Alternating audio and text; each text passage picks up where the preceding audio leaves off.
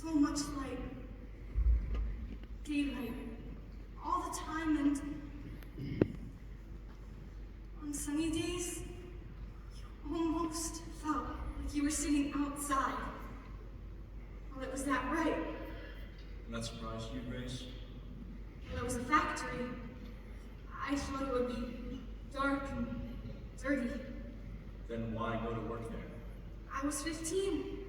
It was time I paid my own way. Pay your own way? What about school? Oh, I didn't miss it so much.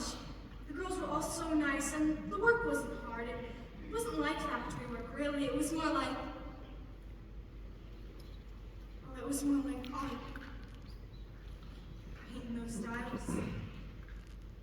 We were artists. I'm not the one you should be talking to. Von Sashaki. He's the one you should talk to.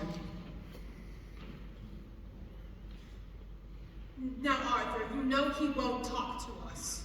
It was his process. Tell me about that process, Arthur. You used a powder. We used a powder. The girls mixed it with an adhesive to make the paints.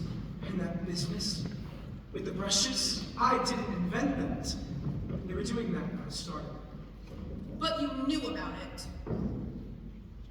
We all knew about it. We just didn't realize what it meant.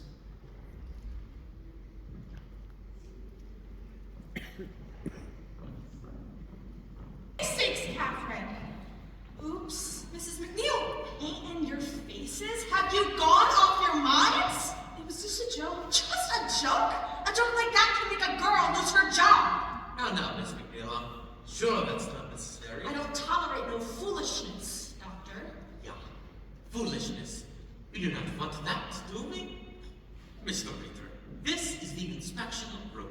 All of the girls that come here are painting. And here are some of the girls that should be on the floor walking. Girls, this is Mr. Reader, my new vice president and your new plant manager. And I was just telling Mr. Reader what a fine bunch of girls we have here. Now he must think I am halfway out of my mind. Mr. Reader, perhaps you have some words you want to say to the girls. Miss McNeil. Well, girls, this paint you've been playing with, it's very expensive. You realize this? Yes, sir. It takes several tons of ore to produce a single gram of radium. That's a lot of work. Hard work for the men in the extraction plant, but they do this work gladly. You understand why they work so hard, what we are all working for? The war? That's right, the war. The dials you paint save lives, girls. The boys in the field depend on them. To read them in the dark, no mistaking what they see. Otherwise, some of those boys won't be coming home. So, girls, if you keep fooling around and don't take the work seriously, well, you're just playing into the hands of the Kaiser. We don't want that, do we? No, sir. So let's get back to work now and leave the tomfoolery at home. Make an announcement. Thank you, Mrs. McNeil. Girls, we're here to put a few rumors to rest. And to explain some changes. Yeah? Yes. As some of you may have heard by now, Dr. Von Sashaki is stepping down, and he would like to take this opportunity To make the goodbye. Mr. Rater has kindly consented. Some of you I've known since you were little girls, coming here during the war, working so hard, day after day at the benches, 200, 300, some of you even 500 dials a day. So excited to be part of our work here. Then I started this company, in my kitchen, mixing up the paints. I knew I found something miraculous, something to make life better, easier, and now, what do I read here? More and more uses for the radio. Thank you, Doctor. Now, girls, the doctor is a very busy man and must be on his way. So let's wish him the best of luck in his new business ventures. Very good. Then, girls, And let's not forget, let us good luck wish to Mr. Reater as well. To the plate, he steps up as your new company president. Our congratulations are to you. Thank you. When Mr. Ritter came to us 4 years ago, I knew I saw a great young man full of great enterprise Thank you. and a great ambition. Yes. Little did I guess the direction your ambition would take. But one of the things that makes this country so great is the opportunity it presents to a young man and his friends. And so, girls. And so, ladies, let us wish Mr. Ritter the very best in the new direction he intends the company to take. New direction? With the slowdown in dial vaping Now, Doctor. and the field moving more towards the medical market, there's going to be lots of changes. Yeah? What the doctor is referring to, some of our larger customers are setting up their own dial painting studios. Which means less work for our girls here. In the short run, things may be slow here. However, the Waterbury Clock Company in Connecticut will need help setting up its new studios. We are intending to make an announcement next week, but we'll make it now. Mrs. McNeil. Well, we'll be asking some of you girls to go up there. The work is supervisory in nature, which means more pay. Have some girls in mind? Louise Conlon was one, Sarah Douche, Leanne McCarthy, and Catherine Schwab.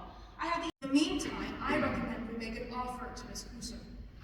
So, There's no proof her problems are connected to us. If she sues, believe me, you won't like the publicity it brings.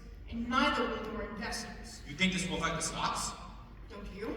wonderful. We'll open at 30 and close at 10. Or not open at all. But if we give this girl something, that will keep her quiet? It would be a condition of the settlement. Maybe we better do it. Suppose that lawyer has a racket going, he finds sick girls and he talks them into making suits. And we can reward him for his larceny.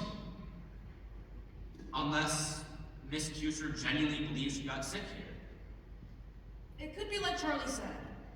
The girl comes from a large immigrant family, not well educated, not a lot of resources. A few $100s would mean a lot to a girl like that. Harriet? Harriet, you get down from the tree at once. I'm waiting for Papa. Fine. But when he gets here, I will set him up after you. There he is. Papa, Papa. Harriet! Harriet, calm down at once. Papa, I can see clear the church. Can you? Do you see your grandfather? No, but I see the schoolhouse. You think this is funny?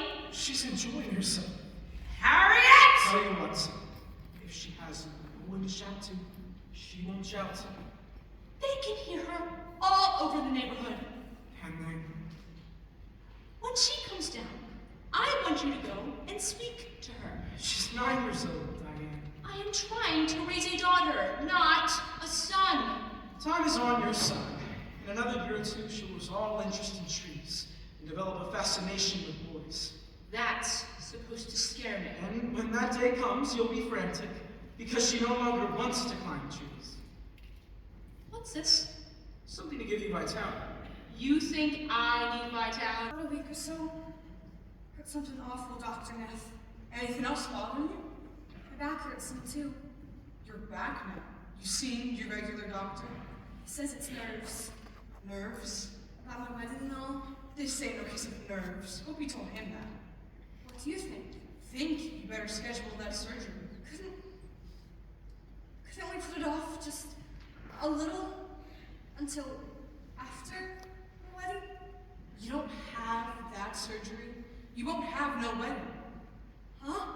Miss Fryer, I want you to listen to me. Your jawbone is decaying. That's the black pus oozing out of your gums. It's the bone itself. That's impossible. To Mr. Arthur Reader, U.S. Radio Corporation, from Cecil Drinker, Harvard University, enclosed is our report. Finally, We believe the trouble within your plant is due to the radium. Radiant. Can't be as bad as all that. This can't be. Put off that surgery and you will develop a septic condition. It could be fatal. The blood changes within your employees can be explained on no other grounds. Everything I've got, I've saved for my wedding. photographic film carried by employees show evidence of heavy fogging, Well, I got a suggestion for you. and we suspect high levels of gamma radiation throughout the plant. Go to the radium plant and explain your situation. Go to the company? We realize no proof may be offered at the present. Once they see what kind of shape you're in, This is impossible. they gotta feel obligated to help you out. But in view of the material within the literature, It's a mistake. and the facts disclosed by our investigation, I don't see how they could refuse. we recommend immediate and drastic remedial action. Look, if you want, I'll write to them for you. They can work through me. Just pay my bills directly. You think they do that? Charlie! They got a moral obligation, don't you think? I guess so. We'll do it right now. I'll get some paper. He's wrong, that's all. He has to be wrong. Your girl. I read about you up in the Billings Gazette. Around about 100 head of cattle up here, I do very well by myself. But I've always longed for a companion, and I'm willing to equip you with a car for you, a comfortable home. A girl like you has suffered so much. Don't you think you deserve a few fleeting moments of happiness? Sincerely, your admirer, Leonard F. Watkins. P.S. Enclosed is my picture.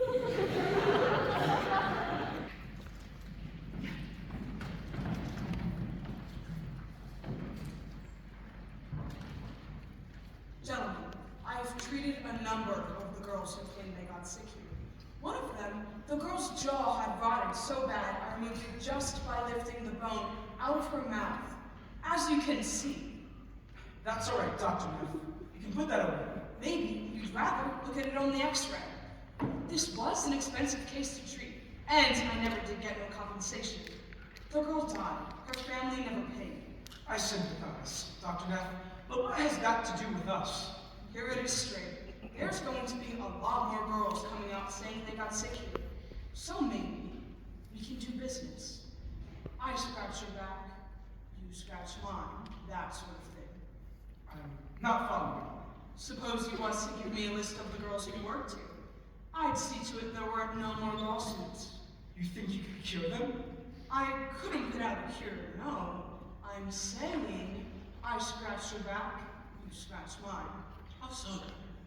I'd examine them for radionecrosis, and then I would come up with a favorable diagnosis for you. Pyorrhea, say, or something else.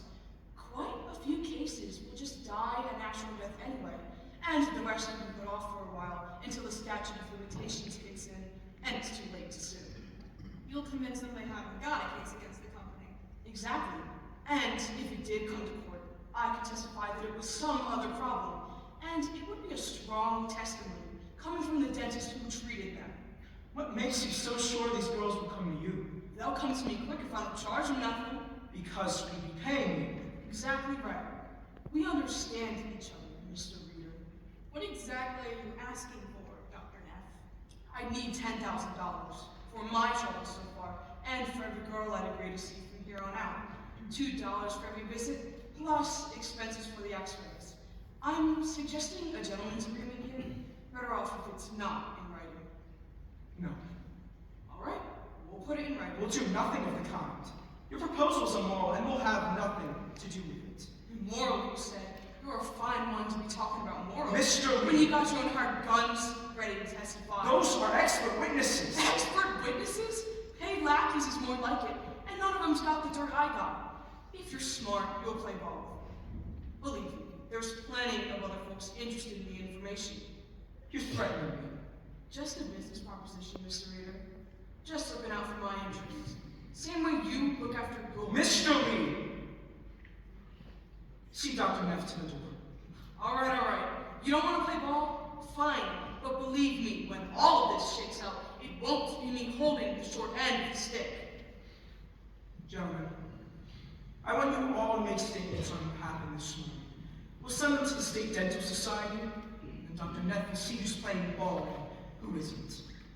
And that's an idea. I don't know. Perhaps we shouldn't be so quick to dismiss Dr. Neff's proposal. What do you mean? Reader, we're in a very bad situation here. Mr. Lee says you're getting in trouble hurting some of the girls. Very bad. You didn't read it? only other people could do the same. Mrs. Mitchell from across the street, she walked right past me this morning. Didn't even say a word to me. I know that she saw me. And the women at the market, and the greengrocer, the way that they glanced at each other. And at the club, Mrs. Middleton and the other ladies. The whispers. Why don't you put that away? Read the journal. I saw it here the other day. Why don't you read At that? the club today, someone actually had the nerve to say to me, "Is it true? Is it true?" she said. "Did your husband poison those women?" And I said, "Mrs. Capps, if you think it is true, then why ever speak to me at all? I certainly wouldn't associate with a woman whose husband did such things." Why do you go there, then? If that's the way people are. I've been a member for years. What do you want me to say, Diane? I knew we were poisoning people, but we didn't want to stop because we were making too much money. Is that what you want me to say? I certainly don't want you to say such a thing. Even if it were true. Or especially if it were true. Is it true? Is that what you think? What would you like me to think? For God's sakes, Diane! Don't you see what's going on? It's Juan Sashaki. He's behind all this. He's been jealous of our success. He's feeding information into the Consumers League so they can railroad us. Why would the consumers think? Bunch of radical do-gooders. Half of them are Reds, probably. Socialists. That's what they are. Same thing with that club you belong to. What? You women think you can go around and fix I the can't. world's I'm problems sorry. while your husbands go out and make a living. You are going to quit that club. Quit the And club? stop talking to that idiot, Mrs. Middleton. You are not She doesn't making know any anything. sense. None of those women know anything. You don't know anything.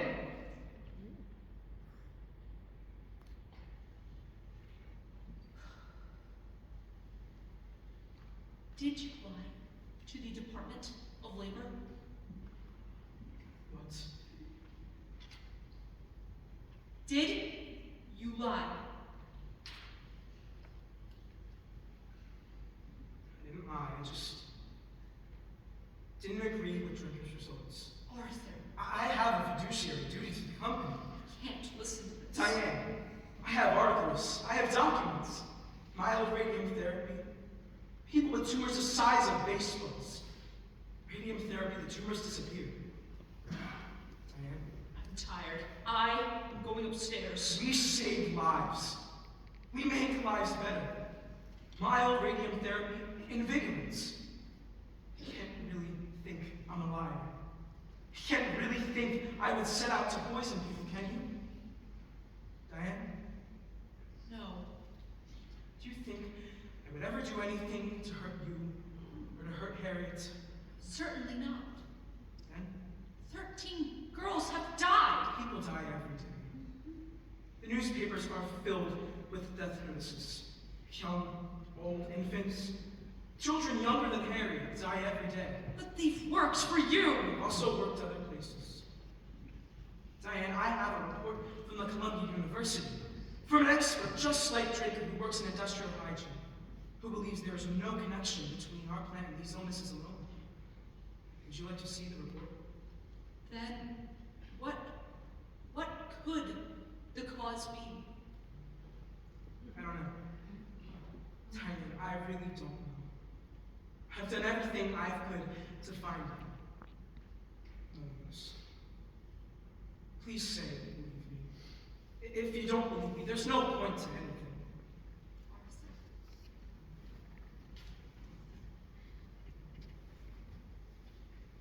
Remember the day I told my father I wasn't going into the ministry? What you said to me that day. You can do as much good in a boardroom as you can in a church. You remember? You think I would forget?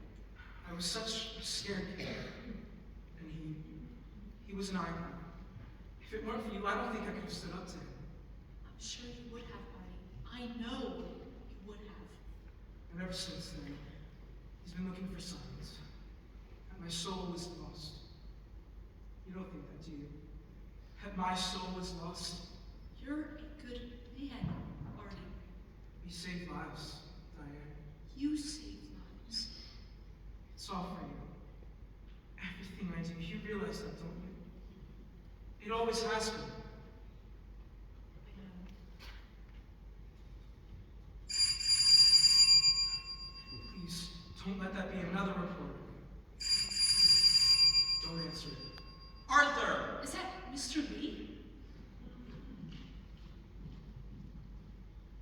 Charlie, for God's sakes. I just got off the telephone with someone from the Ledger. This couldn't wait until morning. I'm sorry. Good evening. Mr. Lee. It's Dr. Lennon. Dan? He's dead, Arthur. What? He died this morning. Charlie, that's not possible. I just saw him last week. He was just here a month ago. For cards, they were just here. Markland's already done the autopsy. He says it's severe anemia. He's blaming the radio. The Ledger is going to run it on page 1. The reporter told me we needed to issue a statement by 8 o'clock. That's when he needs it so we can run it tomorrow. Arthur, Charlie. aren't you headed home? Charlie, I've been thinking about it. I think we're taking the wrong approach here. I think we should settle this case. We've got to make a reasonable offer to those girls. Arthur, we talked about this.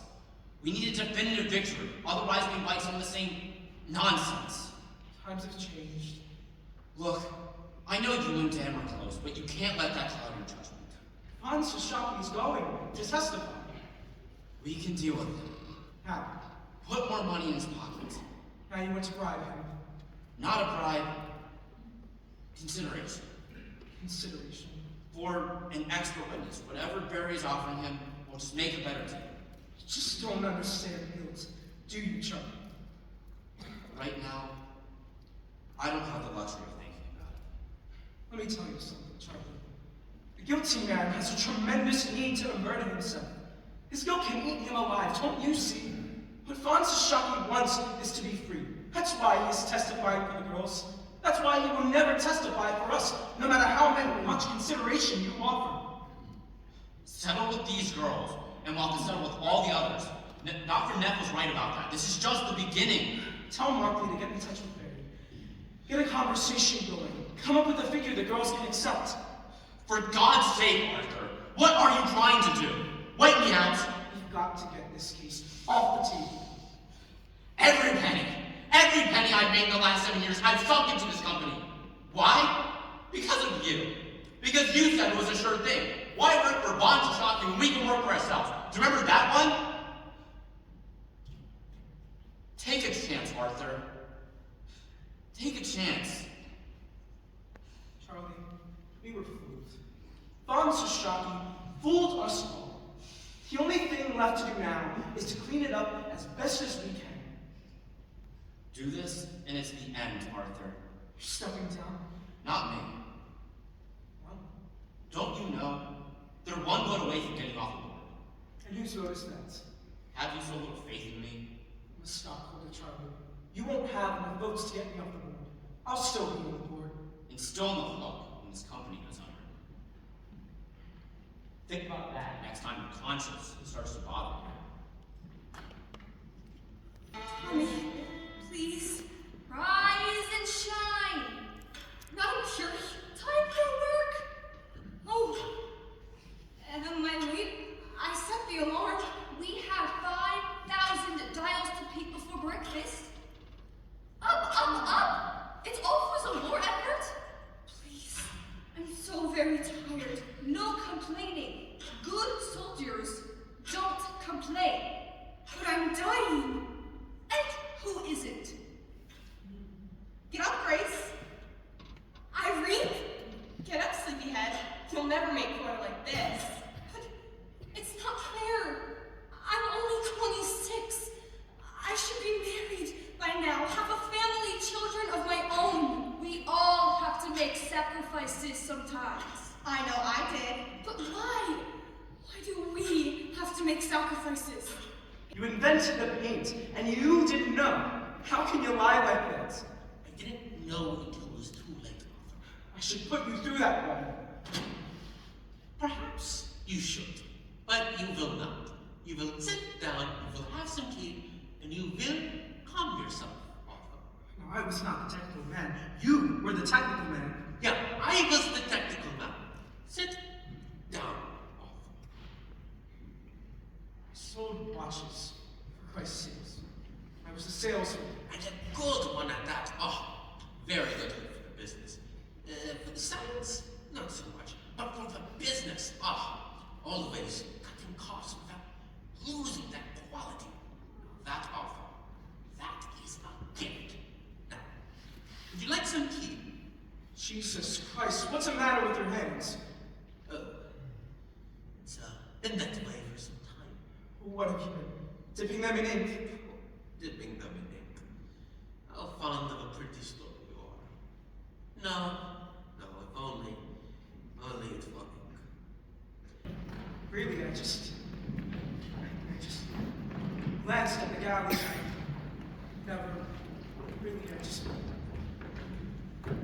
I never read the book.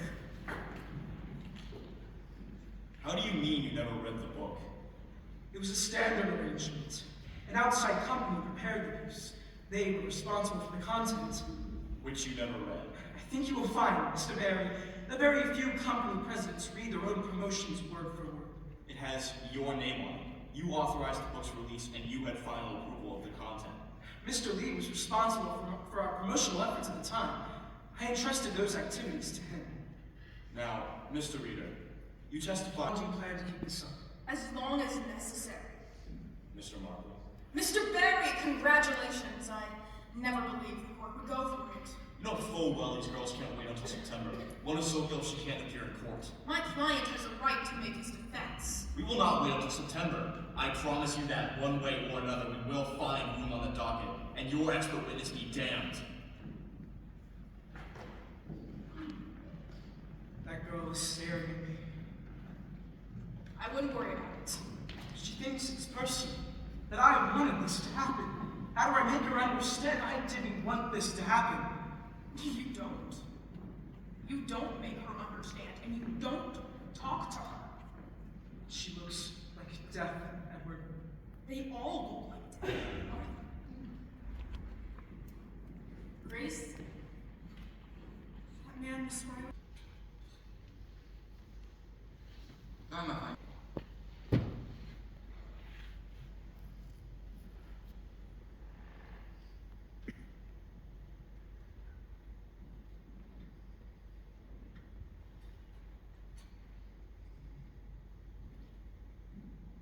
Papa? Who's over here? Oh, not this again. This is where I saw her that last time. This is morbid, Papa. Stood there for a long time. She didn't notice me at first. Then something made her look up. Oh my. No wonder Mama won't come for drives with you anymore. If this is how you spend your Sundays. I saw her look at me. I looked away. It's just like that day at the courthouse. He can't bring himself to look at me. You need to find another hobby. Retirement isn't good for you. My heart started pounding, Harriet. I never knew what I would say to her if I had the chance. And suddenly, there she was. And I had the chance. So what did you say? I couldn't bring myself to speak. It's almost as if he's afraid to look at me. I had my chance, and I couldn't speak. He's afraid of me. Oh, Papa, that was years ago. Why don't you just forget about it? It's not like it was your fault. Things just weren't as advanced the way it is now. I think back on those days, and I try to remember how could it have happened. I remember so clearly climbing to the top of the stairs to the studio at Alden Street. Those high, wide windows and the sight of the light. The way it hit the floor, the way the floor creaked under my feet. And the smell of the place, chalky like an old schoolroom. And all those girls, schoolgirls, really, all bent to the task. In plain green smocks, delicate little hands moving so quickly. No man could work the way those girls did.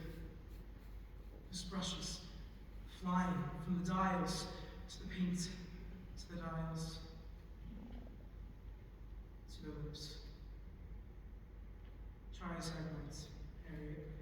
Try as I might. I cannot remember their faces.